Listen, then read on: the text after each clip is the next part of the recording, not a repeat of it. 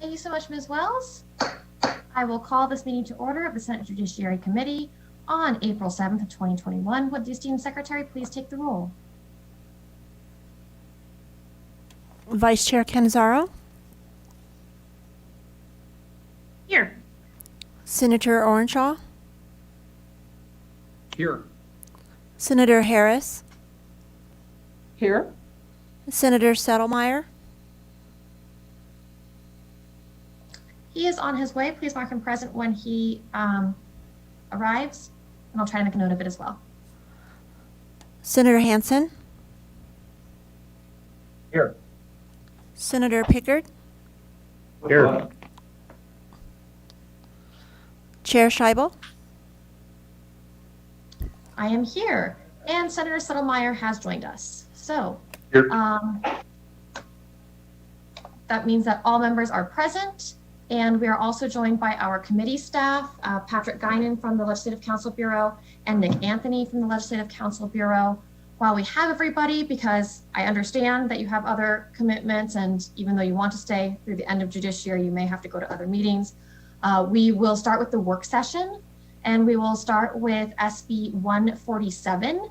Mr. Guinan, would you please lead us through the work session document? Thank you, Chair Scheibel. I'd be happy to. For the record, this is Patrick Guinan.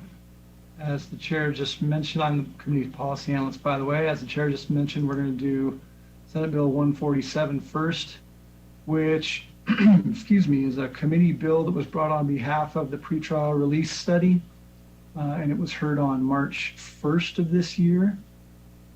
Senate Bill 147 authorizes a victim to request that a prosecuting attorney seek an order from a court prohibiting the accused from contacting or attempting to contact the victim, or attempting to have another person to contact the victim prior to releasing the accused on bail. Prosecuting attorney must consider such a request, but a prosecuting attorney is not required to receive such a request before seeking an order or prohibiting contact. If a court issues an order imposing, modifying, suspending, or canceling such an order, the court must transmit a copy of the order to all law enforcement agencies within the jurisdiction. Senator Harris, who served on the pretrial release committee, has proposed an amendment to the bill, which is attached on the following pages and which is summarized here for the members. I'll go through it briefly. The amendment removes references to a prosecuting attorney from the bill, instead authorizing the victim to request a no contact order from the court and stipulating that the court shall consider such a request. It adds 120 calendar day expiration date for such an order and provides that the court may extend that order or grant a temporary restraining order. It requires that a copy of such an order will be sent by the court to the Central Repository for Nevada Records of Criminal History rather than to law enforcement agencies. It provides that knowingly violating such an order constitutes an unlawful trespass for which the offender may be arrested. And it adds new language clarifying that nothing in that section prohibits a court from finding that violating a no contact order constitutes contempt of court. And as is always the case, if I missed anything, I'm sure Senator Harris will be happy to point that out. And that's all I have, Chair. Thank you. Senator Harris, do you want to add anything at this point, or should we just go ahead to questions? I'm prepared to answer any questions if there are any. All right, then we'll start with Senator Pickard. Thank you, Chair Scheibel. I just have one question, and that's the testimony during the bill suggested that this doesn't put the order, the no contact order, into the criminal or the police system, and the trespass is similar to a TPO in terms of its penalty. And of course, TPOs and this would have the contempt powers. So, but what I'm not seeing is, does the language of the bill, or I'm sorry, of the amendment change that? Does this move it into their system, or how do we bridge the gap? Thank you for the question. Or is the intent not to do that at all?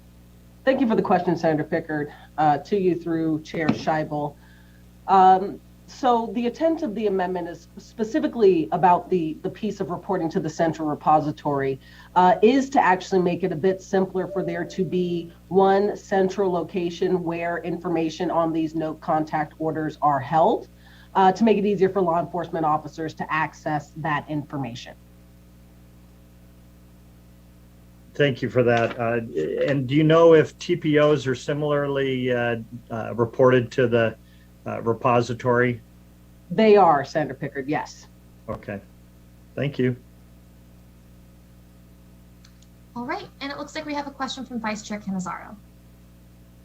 Thank you, Chair Scheibel. And I just wanted to thank Senator Harris for working on this amendment. Just to clarify a few of that I had, because I did want to make sure that this ensured that either a court or a prosecuting attorney or a victim could request that a protective order be put in place at different stages during litigation. Either one or more of those parties may be involved in the litigation. Sometimes it's impracticable for the victim to have been present at the time, or sometimes the court wants to impose something and wanted to make sure that that could be done. And so I thank her for working with me on that, and also on some clarifying language for the trespass piece, to ensure that the reason why we want to be able to enforce these is that if there is contact that's happening in a particularly dangerous situation, like a domestic violence dispute, or perhaps other more dangerous types of crimes, that's something that can be ameliorated, and so would be arrestable. So I appreciate that as well. I did have one question that kind of came to me as I was looking at this, and so I wanted to make sure, because as I understood it, when we're talking about extending the protective order, it could be renewed by the court. It could be requested to be renewed by either the victim or the prosecuting attorney as well. But it could be renewed even if the victim is not seeking the temporary restraining order, or not going through that civil process. And that's how I think we talked about it a little bit at the hearing as well. And then as reading it, I wanted to make sure that was the intent. And I don't know if that language needs to be a little more specific in that regard, but that the no contact order could remain in place if the court decides, either because the court elects to extend it of their own accord, the victim or the prosecuting attorney requests for it to be extended, that it can be extended in order to give them some time to do that protective order. But there are instances where maybe it was extended even though there's not a protective order being sought. Thank you for the question, Vice Chair Cannizzaro, to you through Chair Scheibel. That is correct. Currently, courts are able to kind of put these in place for almost undeterminable amounts of time. And so this is not designed to limit the court's ability to extend, as we say, as us lawyers say, sua sponte. Thank you. I appreciate that. And I just wanted to make sure there wasn't, because it reads a little bit like it's conditional upon seeking a temporary restraining order, but there may be instances where that's not the case. And this could still be extended regardless of that, because as I understand it, this provision is to ensure that there's that due process piece for reviewing it in case, for whatever reason, that no contact order is no longer necessary after that 120 days. That is correct. And I'm happy to maybe switch around the clause a little bit if we need to make sure that that's clear. Excellent. I appreciate that very much. And thank you, Senator Harris, for your good work on this bill. Thank you. And that also brings up a question for me. Really, the language that says that this allows the victim an opportunity to seek a temporary restraining order is suggestive and not binding, so that victims of domestic violence and sex assault know and remember that they are still able to access that legal process. But technically, there is nothing in here that would prevent a court from extending the no contact order, even if that were denied, because I could foresee a situation in which maybe I don't qualify for a temporary protective order through the civil process because the perpetrator is a stranger, and I don't know that legal process, or maybe I just mess up the paperwork and it gets denied. I could still come in front of, or I don't need it at the time, I could still come in front of the criminal court and say, hey, I applied for a TPO, it got denied, will you please protect me anyway? And the criminal court could still impose a no contact order even if a TPO has been denied. That is correct, Chair Scheibel. Okay, thank you. And I see Senator Pickard has another question. Go ahead. Yes, I just want to make sure, Senator Harris, you said it could be interminable, but we've got one of the amendments is to limit this, as I understand it, it's at the bottom of page 1, where it cannot exceed 120 calendar days. So I want to make sure we're clear in the record. Is the court able to extend, and I'm not necessarily opposed to this, TPO is typically enforced for up to 1 year, after which there has to be some really compelling reasons to extend it.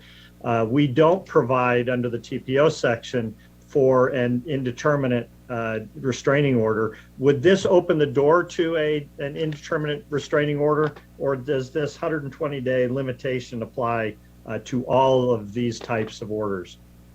Thank you for the question, Senator Pickard. This actually does not touch the existing TPO process.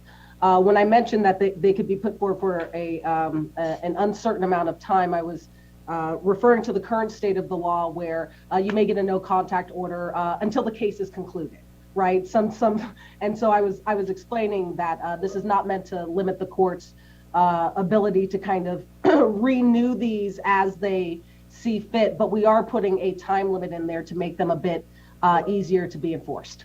All right, I appreciate that. And again, I'm not opposed to doing as Oregon and Washington, for example, do, where you can get a permanent restraining order or no contact order. But I just wanted to make sure we're clear on this record what this is doing. Thank you. I appreciate that. And thank you for the second bite, Madam Chair.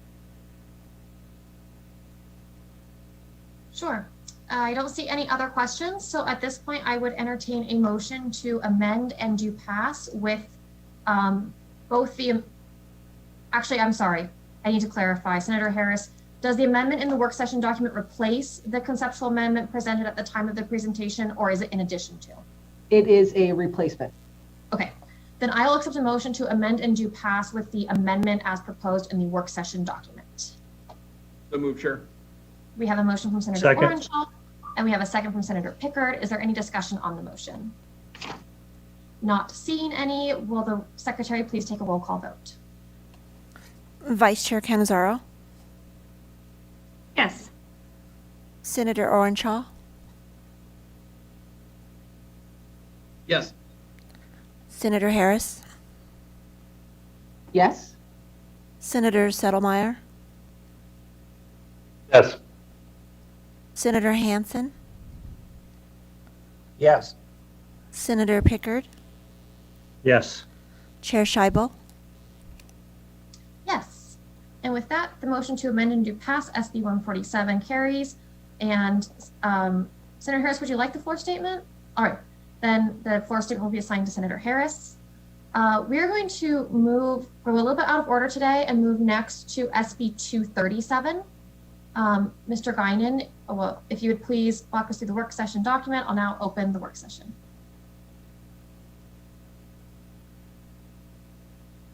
Thanks, Chair. Patrick Guinan again for the record. Sorry, my computer is doing something weird. And again, Patrick Guinan for the record. As the chair just mentioned, we are now on Senate Bill 237, which is a bill sponsored by Senators Harris and Scheibel that we heard on the 23rd of March. Senate Bill 237 makes a legislative declaration that lesbian, gay, bisexual, transgender, and queer or LGBTQ-owned businesses are important to the welfare of this state, as well as its intent to provide equal access and opportunities for LGBTQ-owned business formation and growth in Nevada, similar to other disadvantaged businesses. The bill also adds these businesses to the list of disadvantaged and emerging small businesses that are entitled to receive certain business financing information through the state business portal and obtain loans through programs run by the Office of Economic Development. Nevada's Department of Transportation, the Cannabis Advisory Commission, and the Regional Business Development Advisory Council for Clark County are each directed to include LGBTQ-owned businesses in their planning and programming related to business ownership and development by disadvantaged persons, and the definition of disadvantaged persons is updated to include a person who identifies as lesbian, gay, bisexual, pansexual, transgender, queer, intersex, intergender, or asexual, and any other non-heterosexual or non-cisgender orientation or gender identity or expression. There are no amendments to the bill. Chair Scheibel, that's all I have. All right.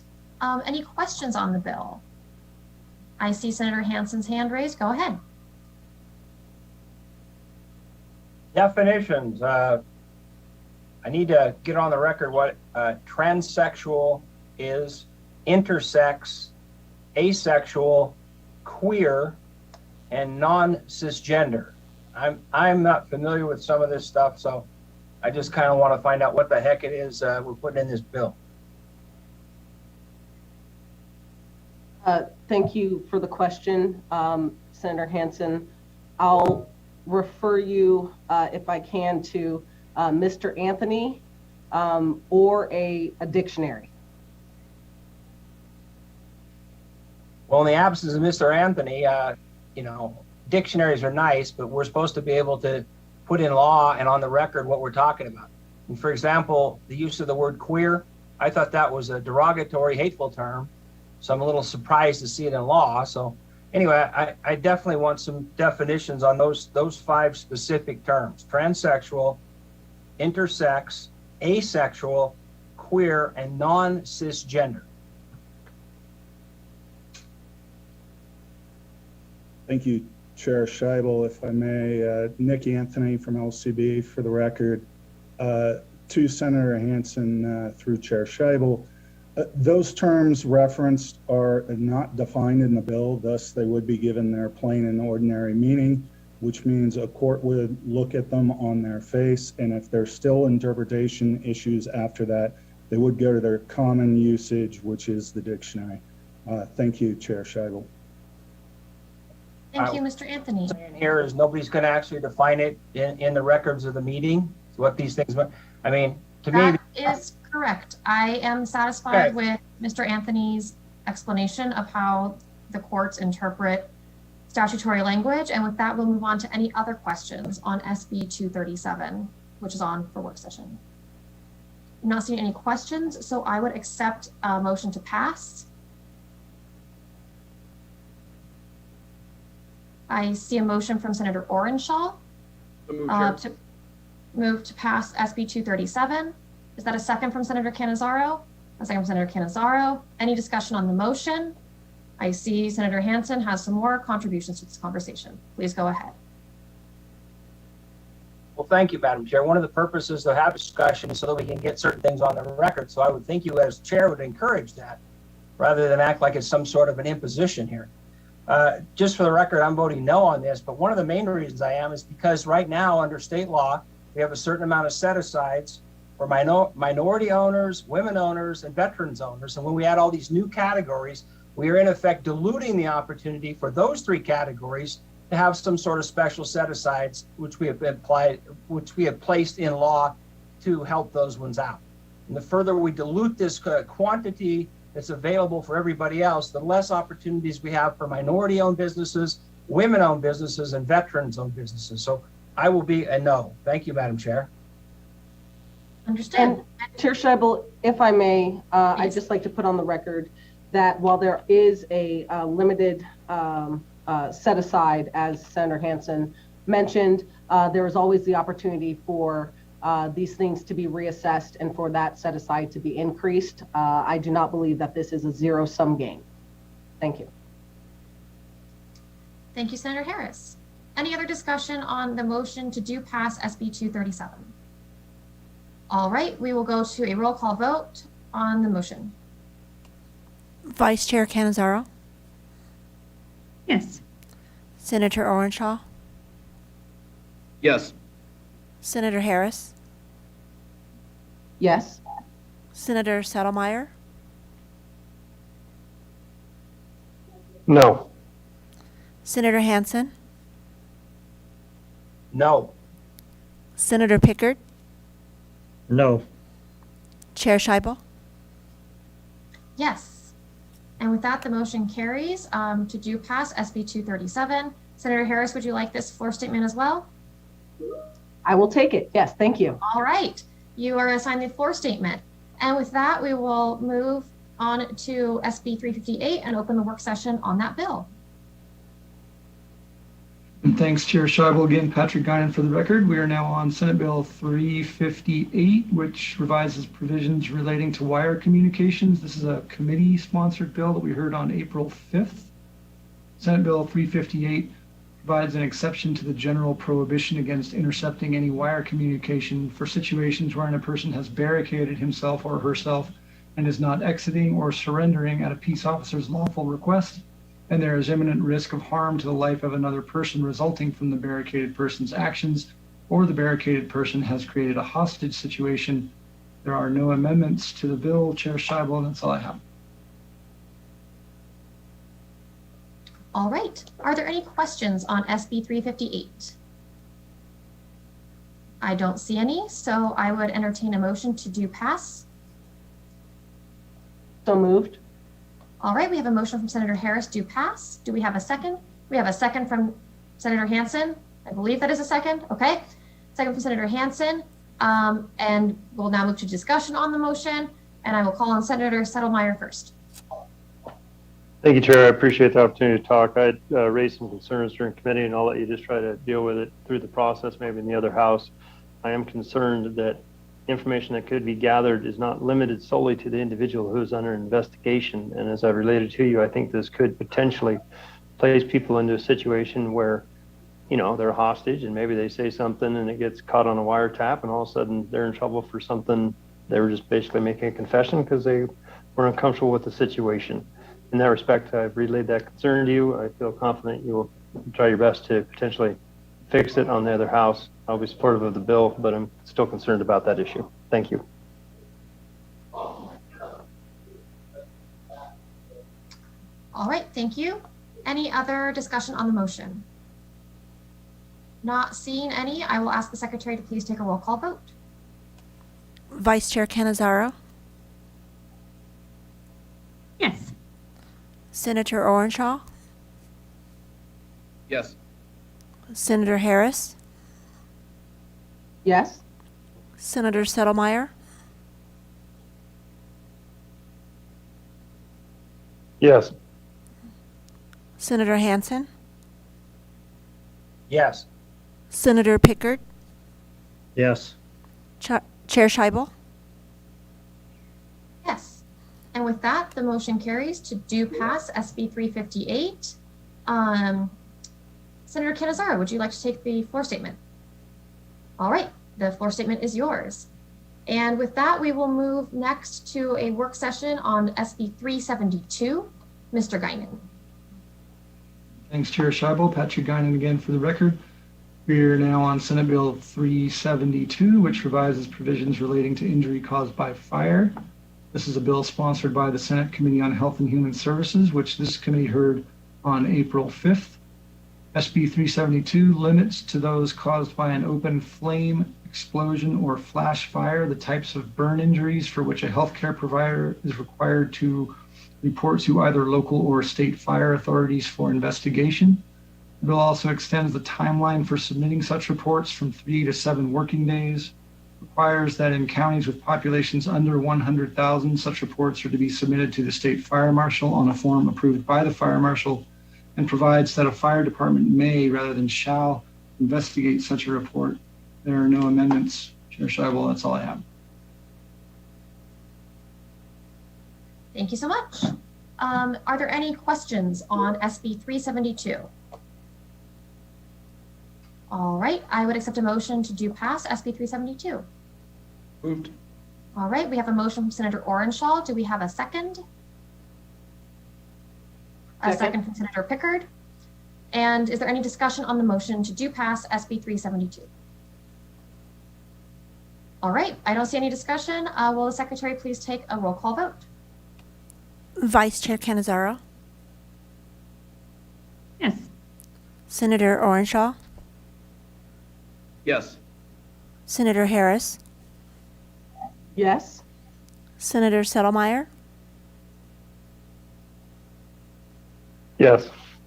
Senator Hansen, Yes. Senator Pickard, Yes. Chair Scheibel.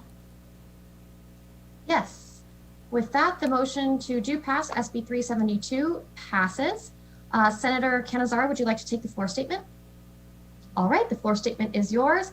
That concludes our work session for today for now. And we are now going to move to hearing 3 bills today presented by our colleague and committee member, Senator Orenshaw, with the help of a couple of special guests. I'm sorry, Senator, we didn't have a chance to talk about this in advance. I was planning to take them in numerical order today, if that suits you. Whatever is the chair's pleasure. All right, then. I will now open the hearing on SB 366. Thank you, Chair Scheibel, members of the Senate Judiciary Committee. For the record, James Orenshaw, I represent State Senate District 21. And during the interim, I was very lucky to chair the Interim Committee on Child Welfare and Juvenile Justice. We were able to have 2 in-person meetings, and then after the pandemic hit, 4 virtual meetings. And I know I'm belaboring the point, but I want to thank the tremendous work of the staff, Mr. Patrick Guinan, Julianne King, Eileen O'Grady, Carly O'Krent, and I know that there's probably a lot of other folks who made everything work and helped us work together during the interim. One of our recommendations for a bill draft for this session is Senate Bill 366. Today I will be having Bridget Duffy from the Clark County District Attorney's Office joining to help me present Senate 66. And I'm very lucky to have Ms. Duffy here. She was very active during the interim committee's work in helping us reach some of our decisions, and this was one of them. Senate Bill 366 is intended to ensure that a juvenile who is deemed incompetent by a court during proceedings to determine whether he or she would be tried as an adult could be placed in a facility to receive treatment. There is a proposed amendment to the bill that should have been uploaded to the NELA system and that Ms. Duffy will discuss shortly. First, I'd like to provide a brief background. As it stands today, there are a small number of children who, when going through the process of being certified as an adult to the adult criminal court system, are deemed not competent to aid in their defense or to stand trial, but who are also deemed by the facilities where such a child might normally be treated to be too dangerous to themselves or others and to potentially not treatable. In such a case, a facility may refuse to accept the child, leaving few, if any, options for the child's care or the protection of the child, his or her family, or the public, should the child be released back into the community. Admittedly, this is a very small number of children, but as you will hear from Ms. Duffy, these are also the children who are often most in need of help and treatment, and who sometimes pose perhaps the biggest threat to themselves and others. This is the situation that Senate Bill 366 addresses. And Madam Chair, I was going to walk you through the bill, but I believe the friendly amendment from Ms. Duffy and the Nevada District Attorneys Association replaces much of that. So with your permission, I'd like to turn it over to Ms. Duffy. Yes, please go ahead. Good afternoon, Chair Scheibel and members of the Senate Judiciary.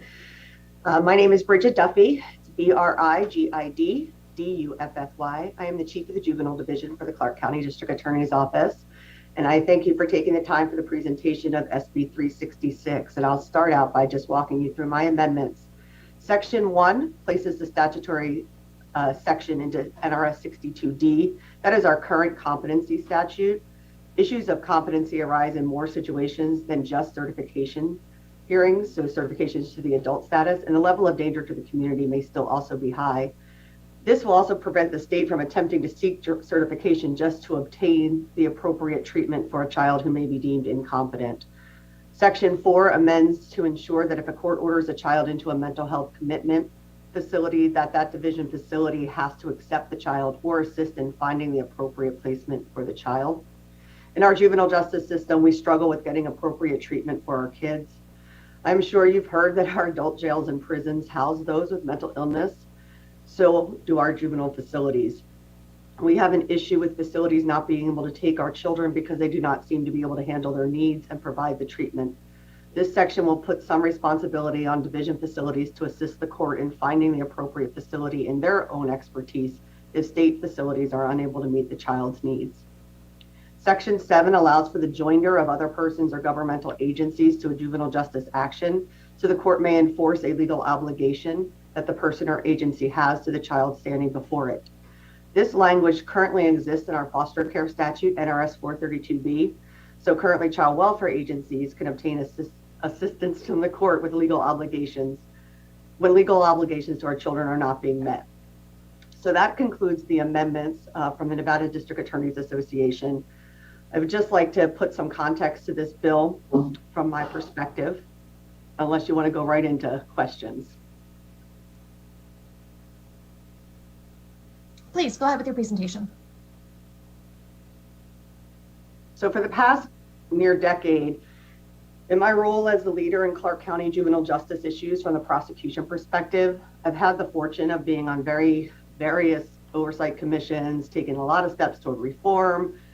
And I'm also a voice you'll always hear stating that justice can be defined as ensuring that children who commit delinquent acts receive developmentally proper rehabilitative services to improve themselves, which in turn increases our community safety. Many of you are familiar with Community Advocates' desire to eliminate the ability to automatically send children ages 16 and 17 to the adult criminal justice system. We refer to that in Clark County as a direct file. So that would be an event or a crime that occurs that ages 16 to 17 would automatically go to the criminal justice system. And there's currently a bill in the Assembly that may be in your committee this session that will eliminate some of those categories of crimes for which a child can be sent directly to the adult system. And I'm proud to have supported that in the Assembly. However, there still remains a void in our state that needs to be addressed in a responsible way for the safety of our community and the treatment of a child. And that is how SB 366 has come to you as a step to address that void. Currently in Nevada, if a child is deemed incompetent and a danger to the community, there is no placement or facility for that child to be housed while undergoing treatment to restore competency and to protect the community from the violent acts. This bill is very specific that the court will find that when a court finds that a child is a danger to himself or society, that the court may require the division's mental health facilities address that child's mental health needs for the protection of our community and the treatment of the child. So I'm going to give you a couple examples. Currently, if a child aged 13 to 17 commits a mass casualty shooting at a mall, that child under our current statute could be certified to the adult court, or depending on the age, may be directly filed to the adult court.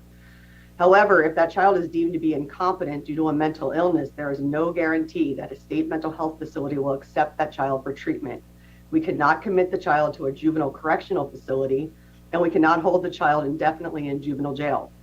Our options are limited and may result in the child going home while I am telling families of victims, that I'm sorry, but we have no resources for the child that killed your loved one. I've had specific cases where a child committed 5 counts of attempted murder and was incompetent due to a low IQ. That child was in juvenile detention for several months as we tried to find a facility to address his needs. He could not assist his counsel with his plea. He was eventually sent home on a GPS, and shortly after he got home, he was caught on school campus with a firearm. There were still no services for that child. In my opinion, a firearms in the hand of a child that is not only has an undeveloped brain, but also is low IQ presents a very dangerous situation for our community. I've also had a 15-year-old who took steps toward a mass bombing at a local high school, and he had a mental health diagnosis. It was difficult to find placement that would treat him due to his, quote, violent tendencies. Fortunately, he was stopped before anyone was hurt or killed. So we were eventually able to find a placement for him because the act of violence hadn't actually occurred. This bill will not fix all of our needs, not really even close. Well, it gets us a little closer. I should say that. I am optimistic. As DCFS points out in its written testimony, in Nevada, there are still no facilities to serve the developmentally disabled children, and this bill will not fix that. But the policy is there. If we as a state want to move toward a system that does not send children directly to the adult system, an infrastructure has to be created to house and treat those children who are incompetent and who are a danger to our community. Thank you, Senator Orenshaw, and to the interim committee for bringing this concept forward in SB 366, and I would take any questions that you may have.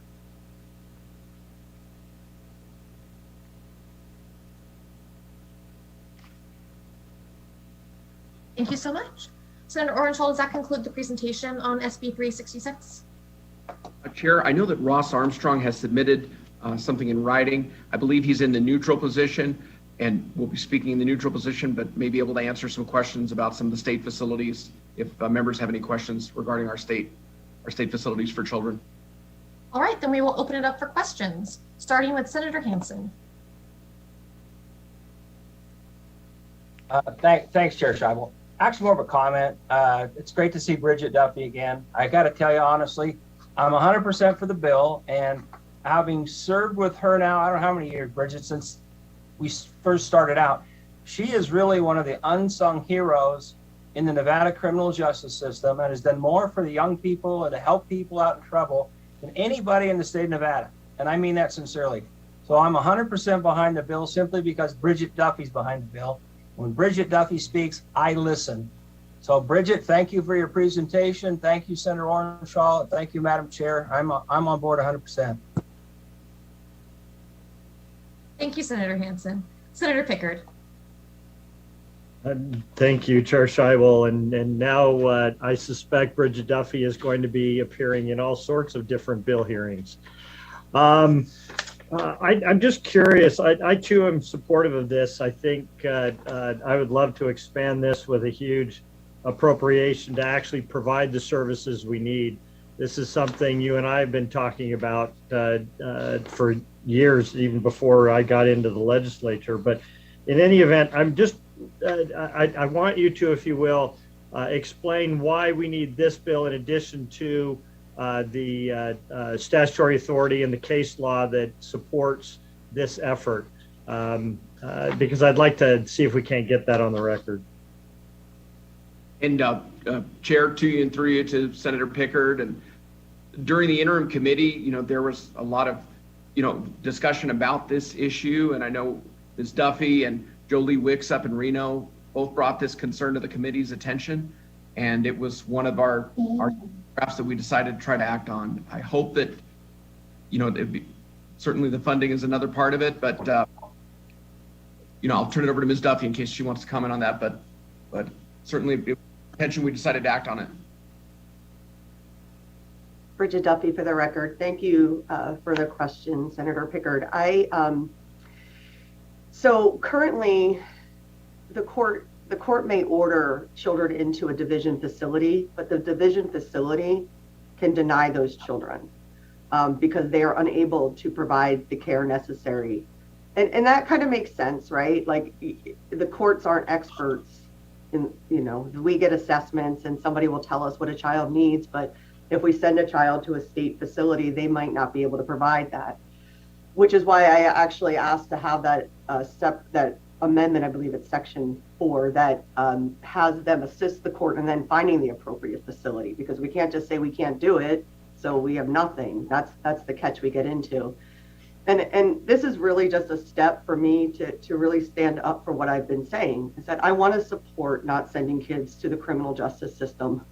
I want to, but I can't until we create this. And I know there's going to be a fiscal impact on it. I know we can't have a lollipop and unicorn world for where we are able to create these facilities, but I am standing up for the fact that I stand behind. If we can start moving forward, then we could start making better reforms. And Senator Hansen, thank you for the comments. And thank you. I guess the point I want to emphasize is that you're right. We have courts, and it doesn't apply just to juvenile court, but we have independency and others where the order is for certain services to be provided, even CASAs and guardians ad litem, that remain unfulfilled because those that are charged with providing the services either don't have the resources or don't have the inclination to do so. And particularly where it comes to trying to secure a child who may be dangerous, and the thought that the facility can just turn them away is frightening. And so I just want to highlight that. I support it, and I would like to add some teeth and make sure that we put the responsibility on those charged with housing them to actually house them and not kick them out and say, nope, sorry, can't deal with it. that just gums up the system and makes it hard for everybody to do their jobs. And that's where I really like the fact that this bill exists and is trying to address that. So thank you, Madam Chair. Appreciate the opportunity. Absolutely. We will go next to Vice Chair Canizaro. Thank you, Chair Scheibel. I appreciate you allowing me to have a bit of leeway here to ask a few questions. I have one question just on this, on the amendment in Section 7 for the joinder of governmental entities, et cetera. Can you just talk a little bit about the purpose of that and what the intent is with that additional language? Yes, thank you for the question, Madam Majority Leader. Bridget Duffy for the record.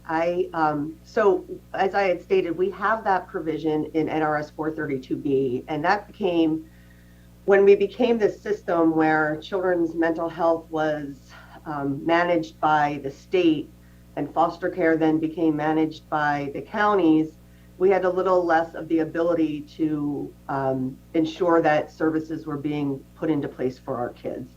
So then, or now retired Judge Gerald Hardcastle assisted in putting into statute this ability to have a joinder of governmental entities, agencies, and persons into the 432B case so that he could hold them accountable to do what needs to be done and the legal responsibilities for our children. So for example, if a child is not receiving their IEPs or whatever they need from the Clark County School District, that's a legal responsibility of a school district. So if they are not doing their job for legal responsibility to a child, then my attorneys or Legal Aid of Southern Nevada can file a motion to join the school district into a 432B case so the court can say you owe this child an obligation for this IEP. We do not have that same pathway in the juvenile justice system. And we do have a lot of the same types of issues within the juvenile justice system. So it will allow us to be able to officially motion to join in a governmental entity or a person to uphold their legal responsibility to a child. Having said that, I want to make sure we right now have a good partnership and relationship with the state. If we have an issue, I'm able to reach out to the Attorney General, the Deputy Attorney General who oversee DCFS, our facilities like Caliente and all of them. So, I mean, we have that right now, but there is really no solid mechanism to do it. So at this point, because we're talking about holding them responsible to put forth the mental health services, I believe we would need that in this statute. And I appreciate that very much. And I wanted to make sure there was just further clarification on the record for that. And definitely appreciate, I think, all of the support for what is necessary to help us deal with some of the juveniles who are in our communities and find themselves within the juvenile justice system. You know, I think one of the hardest things about serving in the legislature, and certainly for anybody who is able to watch some of the proceedings that we have here, you know, we struggle with serving and providing for mental health services, for other juvenile needs in the system, for child welfare, for a number of sort of DHHS and health related services, simply because all of those things are expensive. They cost money. And in this state, you know, we have a lot of obligations for where our dollars are being spent. So, you know, I am hopeful that for every inclination to want to support programs and wanting to support the services that do, in fact, support juveniles, mental health, general health care, our juvenile justice system, child welfare, that there is they're met equally with a response of how to get the revenue and how to raise that revenue, and with the conviction to actually step up and make that a willing choice, because I think that is always the backstop, right? We want to fund all of these things. They are necessary and good things, yet so often trying to find the conviction to be able to actually provide that is hard to find in response to wanting those needs to be fulfilled. And so I definitely am grateful for the thoughtful consideration on this bill, for acknowledging that we do have juveniles who need further assistance. And I'm hopeful that some of the inclinations to support the policy around it, while it sounds nice, are also met with the responsibility to fulfill those obligations, because I think that's the only way we ever end up getting there. So thank you very much, and thank you. And Chair, if I could just briefly comment. Yes, go ahead. On the Majority Leader's comment. Certainly as a practitioner in juvenile court, one of the most heartbreaking things is seeing when children have to be sent out of state. If, let's say, there's a residential treatment center or a certain kind of facility that we just don't have here in Nevada, and then knowing how much the distance will be. Things have gotten a little better now with the new technologies for families to stay in touch with their children, but that's, I think, one of the most heartbreaking things that I see when I represent children in juvenile court. Thank you for that. Any other questions or comments from the presenters? All right, then we will go to testimony in support of SB 366. Thank you, Chair Scheibel. To testify in support on Senate Bill 366, please press *9 now to take your place in the queue. Once again, to testify in support on Senate Bill 366, please press *9 now to take your place in the queue.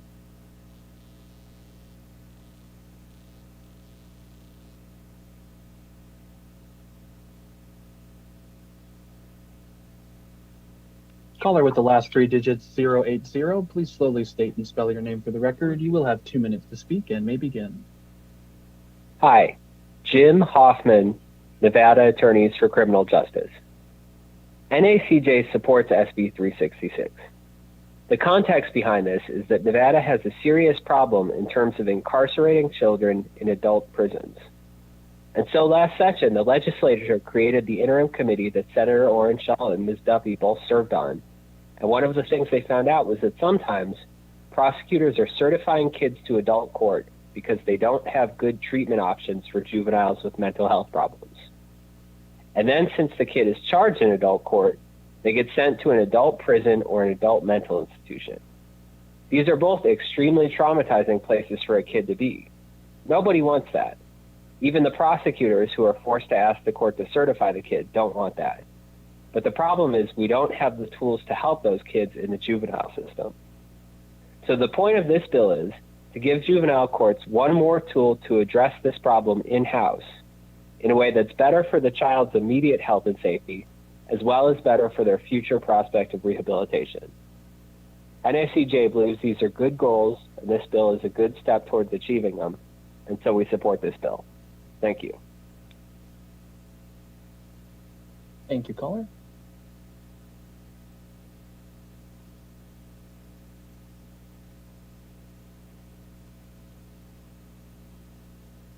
Caller with the last three digits 938. Please slowly state and spell your name for the record. You will have 2 minutes to speak and may begin. Good afternoon, Chair Scheibel and members of the Senate Judiciary Committee. For the record, my name is Ariel Edwards, ARIELLE-EDWARDS, on behalf of the City of North Las Vegas, testifying in support of Senate Bill 366. We support the rehabilitation of children who find themselves in the juvenile justice system and providing them with the support, treatment, and services they need. The City of North Las Vegas is in full support of Senate Bill 366 and urges the committee's support and passage. Thank you so much for your time and consideration today. Thank you, caller. Caller with the last three digits 611, please slowly state and spell your name for the record. You will have 2 minutes to speak and may begin. Good afternoon, Chair and members of the Senate Judiciary Committee. This is John Piro, John-Piro, from the Clark County Public Defender's Office, and we'd like to thank Senator Orenshaw for bringing this bill forward. We do believe that we need to make better strides in taking care of our mentally ill children, and this bill is a decent first step. So thank you, Senator, for bringing this forward and for always championing children. Thank you. Thank you, caller. As a reminder, we are currently on support testimony for Senate Bill 366. If you'd like to provide support testimony at this time, please press *9 now to take your place in the queue.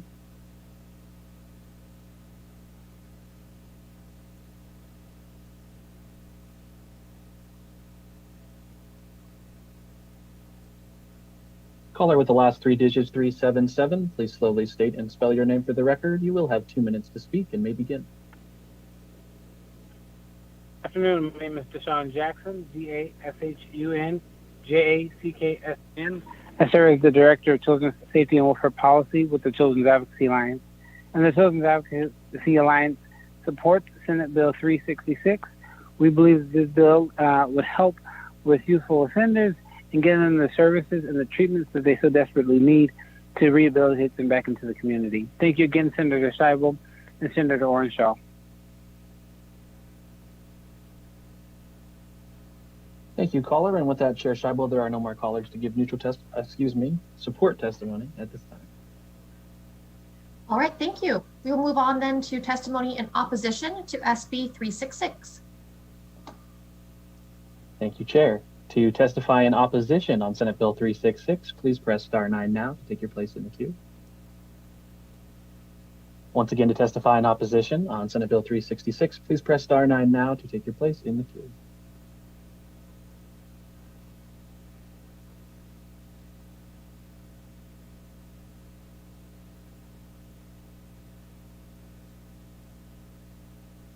And Chair, at this time, there are no callers to give opposition testimony. All right, let's go to testimony in the neutral position on SB 366. Thank you, Chair. To testify in neutral on Senate Bill 366, please press *9 now to take your place in the queue. Once again, to provide neutral testimony on Senate Bill 366, please press *9 now to take your place in the queue.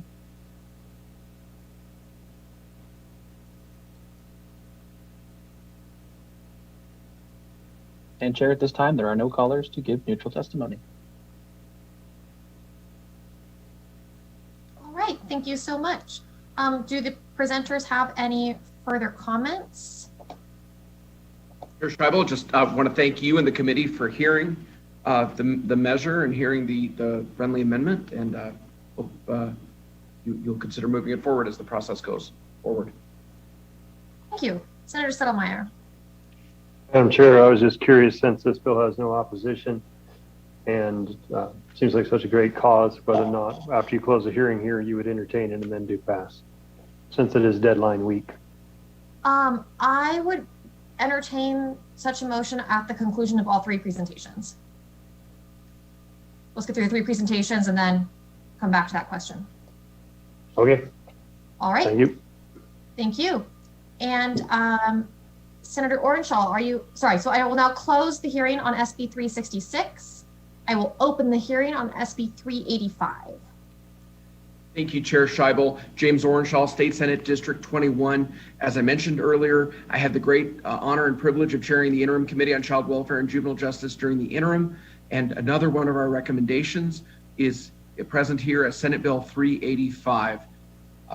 That this bill addresses reporting on evidence-based practices implemented by local juvenile justice entities, and provides that if these entities demonstrate savings based on these programs, then the Division of Child and Family Services would be allowed to distribute those savings equitably among those entities rather than having the savings revert to the general fund. I'm fortunate, Chair, to have Ross Armstrong, Administrator of the Division of Child and Family Services, with me today to not only explain the rationale for the original language in the bill, but to present a friendly amendment that seeks to replace the language of the bill and instead creates a study of how to enhance investment in these programs. The proposed amendment should be posted on the NELA system for your review. With your permission, Chair, I would like to turn the discussion over to Mr. Armstrong, then I'm happy to try and answer any questions. Please go ahead, Mr. Armstrong. Thank you, Chair. Ross Armstrong, Administrator of the Division of Child and Family Services. And as the Senator mentioned, we were lucky enough to be able to work with the Interim Committee on Child Welfare and Juvenile Justice during the interim. And to really, what we really wanted is to find some sort of mechanism to spark and invigorate investments in prevention services. Because if we have successful prevention in juvenile justice, then there are cost savings down the line for the state, and there are better outcomes for children as they are not housed in facilities. As SB 385 was drafted, it became clear that there's a pretty substantial administrative burden on those local counties, and the way it was written, perhaps not as much investment as we might have thought there wanted to be. So that is why I'll largely refer to the conceptual amendment, which creates a study that the Division in Child and Family Services will conduct rather than create this investment trigger right now.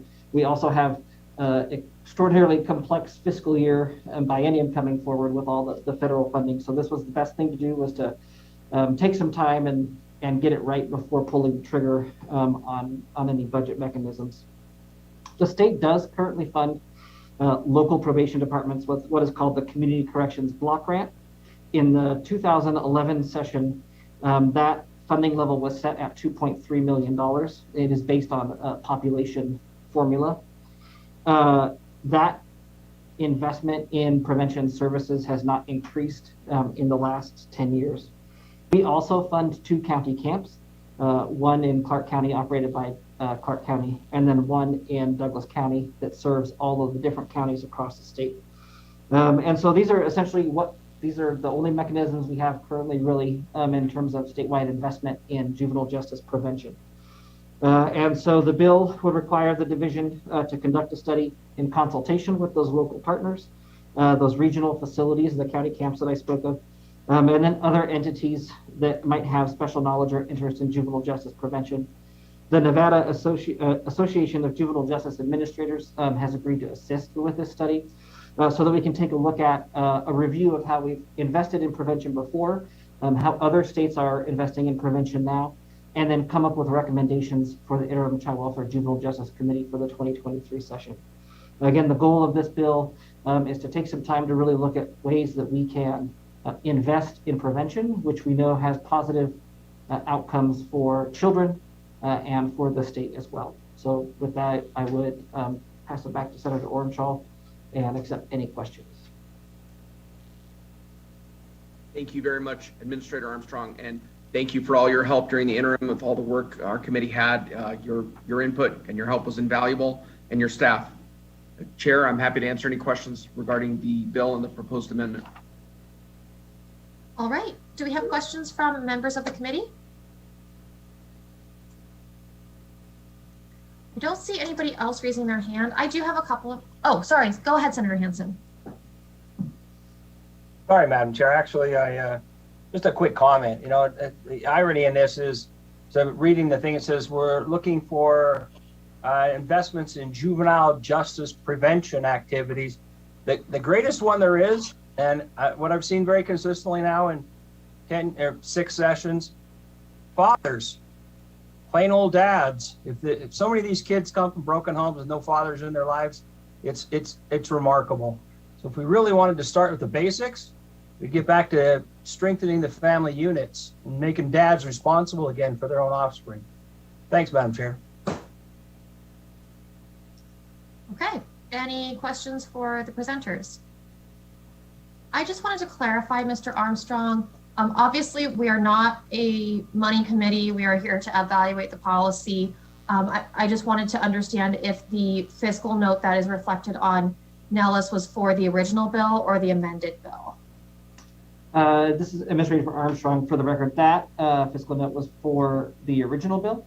So if it was amended and passed out, there would be no fiscal note attached to this particular bill. And it was also, it was a funky, I know it's not a money committee, but it was a funky mechanical thing in terms of budget mechanics where it wouldn't necessarily take an additional appropriation for that funds. It would be savings from one year to the next. But again, as amended, there would be no fiscal note at all.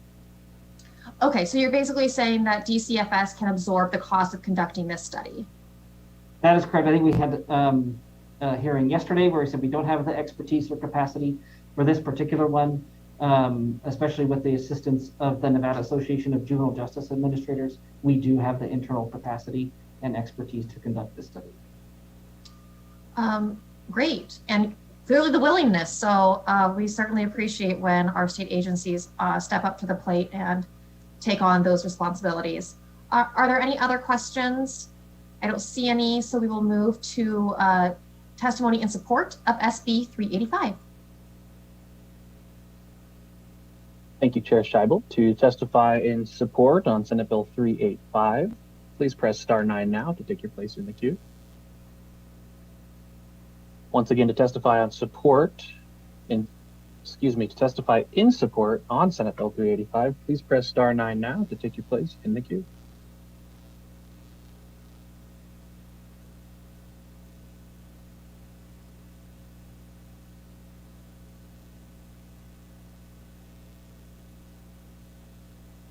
Caller with the last 3 digits, 377, please slowly state and spell your name for the record. You will have 2 minutes to speak and may begin. Good afternoon again. My name is Deshaun Jackson, DASHUN, I serve as Director of Children's Safety and Welfare Policy with the Children's Advocacy Alliance, and we support Senate Bill 385 as it stands. Thank you so much. Thank you, caller. As a reminder, we're currently on support testimony for Senate Bill 385. If you'd like to provide support testimony at this time, please press star 9 now to take your place in the queue.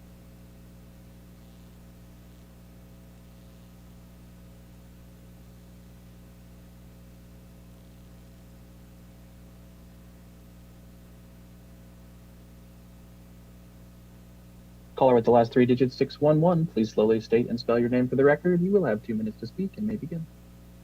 Good afternoon, Chair Scheibel and members of the Senate Judiciary Committee. This is John Piro, JOHN, from the Clark County Public Defender's Office, and we are in support of Senate Bill 385. We are big proponents of having data and making evidence-based decisions going forward, so we're grateful to see that the state is moving in that direction. Thank you. Thank you, caller. And with that, Chair, there are no more callers to give support testimony at this time. Okay, then we will move to testimony in opposition on SB 385. Thank you, Chair. To testify in opposition of Senate Bill 385, please press star 9 now to take your place in the queue. Once again, to testify in opposition on Senate Bill 385, please press star 9 now to take your place in the queue.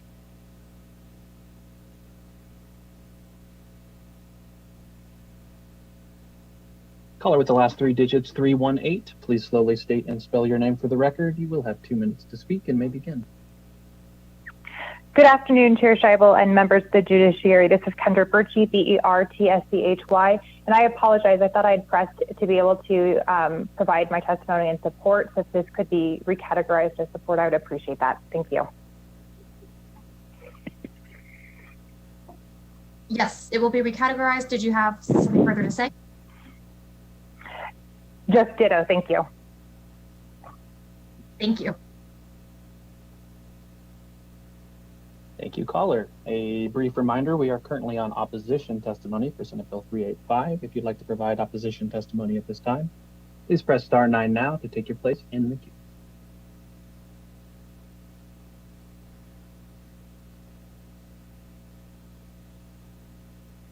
And Chair, at this time, there are no more callers to give opposition testimony. Okay, thank you. We will now accept testimony in the neutral position on SB 385. Thank you, Chair. To testify in neutral on Senate Bill 385, please press star 9 now to take your place in the queue. Once again, to testify in neutral on Senate Bill 385, please press star 9 now to take your place in the queue.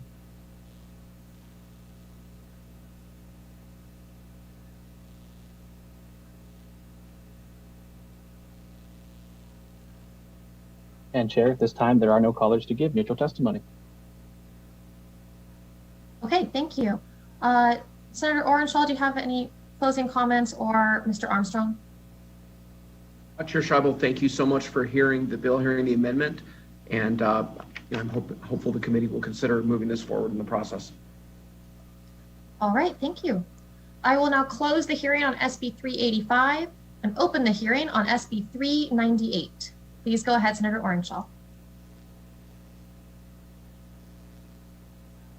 Thank you very much, Chair Scheibel. James Orenshaw, State Senate District 21. The last bill I I'm thankful for the committee's attention today is Senate Bill 398. Came out of our interim committee on child welfare and juvenile justice. Senate Bill 398 proposes to require our state juvenile justice oversight commission to report information related to its 5-year strategic planning process and any recommendations for future legislation to the interim committee on child welfare and juvenile justice in August of 2022. In 2017, our legislature, with the great assistance of former First Lady Sandoval and former Nevada Supreme Court Justice Nancy Stata, worked very hard to adopt Assembly Bill 472, which became law. That was a sweeping juvenile justice reform bill, which created the Juvenile Justice Oversight Commission and set a host of very challenging goals for the commission to achieve. It was a great honor in the past to serve as a member of the advisory committee to the Juvenile Justice Oversight Commission and join a group of truly dedicated, amazingly talented practitioners from across the juvenile justice arena in working to make Nevada's juvenile justice system a model for others to emulate. The Juvenile Justice Oversight Commission will be nearing the end of its first 5 years in 2022, and this bill is intended to provide the JJOC with an opportunity to report to the legislature on the challenges it's faced as well as its successes. It is experienced in that time while looking forward to the next 5 years. The bill will also provide the Juvenile Justice Oversight Commission the opportunity to submit recommendations for needed policy changes to the legislature for the 2023 session, which will ensure that we remain aware of and engaged with the commission's work. Again, I want to thank Administrator Armstrong and the tremendous members and co-chairs of the Juvenile Justice Oversight Commission. And before I ask your permission, Chair Scheibel, to turn it over to Administrator Armstrong, we had very many meetings when I served on the advisory committee, and I think the one that remains most poignant in my mind was a meeting where we heard from children who had been committed to state facilities, and they testified and told us about their experiences, both positive and negative, and what they thought might improve things for future kids who are committed by the courts to one of the state youth correctional facilities. And that was something that I've never seen before, and I've never seen again. The kind of interaction input we got with children who had, some of them just months ago, completed the time they'd spent at one of our state youth correctional facilities.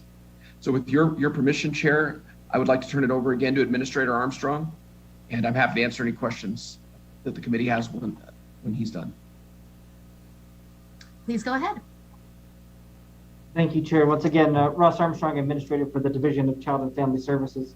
And Senator Orenshaw talked about the history of the Juvenile Justice Oversight Commission. The bill in 2017 was truly landmark reform for us. There's a letter of support for this bill from the two Juvenile Justice Oversight co-chairs up in Nellis. There's so much more we know about our system now than we did when that bill passed in 2017. And it's kind of remarkable in my mind that we are approaching the end of that first 5-year strategic plan. The current strategic plan has 4 main goals, including that evidence-based practices and programs be used by the agencies in the system, that risk and needs assessments and mental health screenings can be used to inform courts' decisions, that there be collaboration across systems that meet the youth's needs, and that family engagement plans are created, and that there are individualized case plans for every child. This bill, again, asks and requires the Juvenile Justice Oversight Commission to take a look at any potential improvements for legislation as it relates to the 5-year strategic plan based on our experience working with it so far, and how we can make the next 5 years even better. It also asks for any legislative requirements for addressing disparities in the juvenile justice system related to race or ethnicity. Those are also requirements of us from the federal government, and so this provision would help us comply with federal requirements. And then compliance with other federal laws, including the Juvenile Justice Delinquency and Prevention Act, so that Nevada maintains its compliance with those federal laws. Non-compliance can result in financial or other penalties. I really see this bill as a signal and a statement and a direction from the legislature that 2017 was a great start in reforming our juvenile justice system, and that we as a state, really all three branches, remain committed to continue that work. A lot of times we say somebody has to do a strategic plan and it happens, and then it just kind of goes into the shadows. Passing SB 398 would say, no, we're keeping a determination and a focus on improving the system. So with that, I'm happy to answer or toss it back to Senator Orenshaw and answer any questions you may have. With me, I have Leslie Biddleston and Catherine Roos from the Division of Child and Family Services, who provide as the key staff for that Oversight Commission.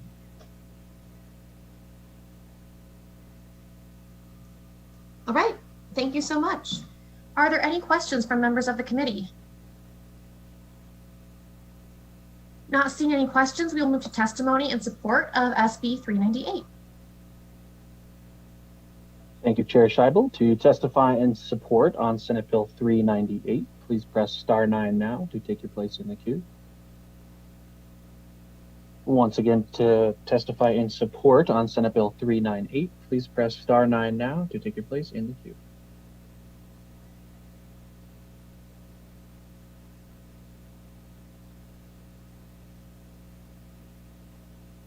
Caller with the last three digits, 377, please slowly state and spell your name for the record. You will have 2 minutes to speak and may begin.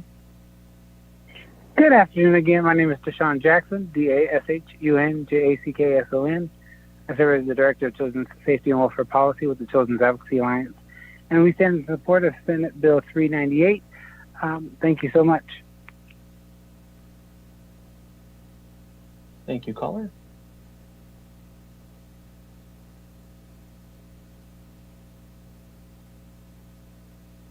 Caller with the last three digits, 318, please slowly state and spell your name for the record. You will have 2 minutes to speak and may begin.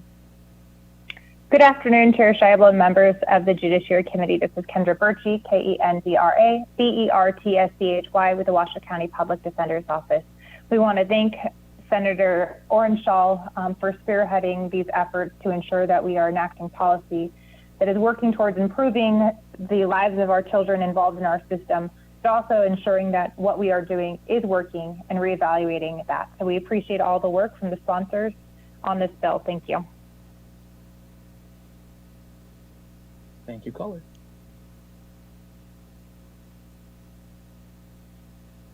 Caller with the last three digits, 611, please slowly state and spell your name for the record. You will have 2 minutes to speak and may begin.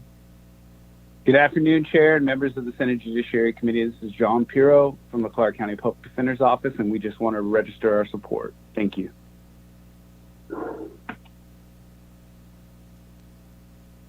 Thank you, caller. And with that, Chair, there are no more callers to give support testimony at this time.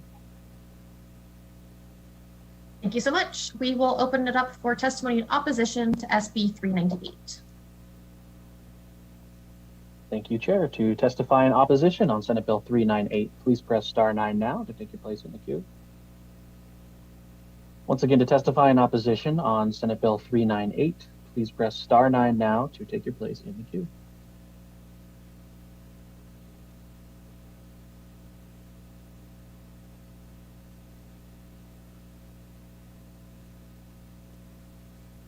And Chair, there are no callers to give opposition testimony at this time. Okay. Testimony in neutral on SB 398. Thank you, Chair. To testify in neutral standing on Senate Bill 398, please press *9 now to take your place in the queue. Once again, to testify in neutral on Senate Bill 398, please press *9 now to take your place in the queue.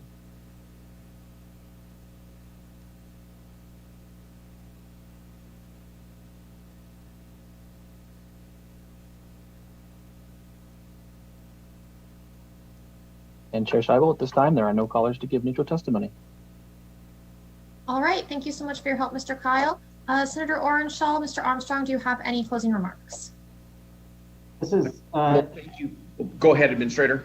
Oh yeah, this is Administrator Armstrong, and I would just say, as a closing remark, just as, and I would echo Senator Hansen's comments about Ms. Duffy, but just as Ms. Duffy is a treasure to our justice system in the state of Nevada, Senator Orenshaw has been a voice for these children and specifically this population. and as the executive branch agency charged with trying to make that system work for those kids, not only in his day job, but in his role as a senator, has been tremendous help as we move the needle forward. Chair, I'm very humbled by those kind words. I think very not deserving, but I definitely appreciate Administrator Armstrong's help Ms. Duffy during the interim, and the co-chairs of the Juvenile Justice Oversight Commission, Judge Egan Walker and Joey Orduña Hastings, who worked tirelessly over the last 5 years to accomplish so many successes for the JJOC. And I really appreciate everyone's efforts, and I hope that this movement towards trying to make sure that children get the services they need and trying to divert them out of the adult criminal court system will keep on going. Thank you for hearing this bill. Thank you, Senator Orenshaw. And with that, I will close the hearing on SB 398. And if Senator Settlemeyer still has any motions he would like to make, I will entertain them now. Thank you, Chair. I think, though, now the motion, if I'm correct, and please correct me if I'm wrong, would be that Senate Bill 366 be amend do pass, as well as Senate Bill 385 be amend do pass, and then just a do pass on Senate Bill 398, if you would entertain said motions. I will entertain those motions. I'll second it. With the second from Senator Hansen. All right, any discussion on the motion or motions? Seeing none, we will go to a roll call vote, please. Vice Chair Cannizzaro? Yes. Senator Orenshaw? Yes. Senator Harris? Yes. Senator Settlemeyer? Yes. Senator Hansen? Yes. Senator Pickard? Yes. Chair Scheibel? Yes. With that, the motion carries. Senator Orenshaw, do you want the 4 speeches for all 3 of these? Or would you like me to volunteer some people to share them with you? I'd be glad to take them if that's okay. All right, with you, Chair. then. Thank you. They are all assigned to you. And that leaves us with only one thing left on our agenda, which is public comment. I'm not sure if I have to close the work session, but if so, it's closed. And Mr. Kyle, if we could please go to anybody wishing to give 2 minutes of public comment. Thank you, Chair Scheibel. We're currently on public comment. If you'd like to provide public comment this afternoon, please press *9 now to take your place in the queue. Once again, if you'd like to provide public comment this afternoon, please press *9 now to take your place in the queue.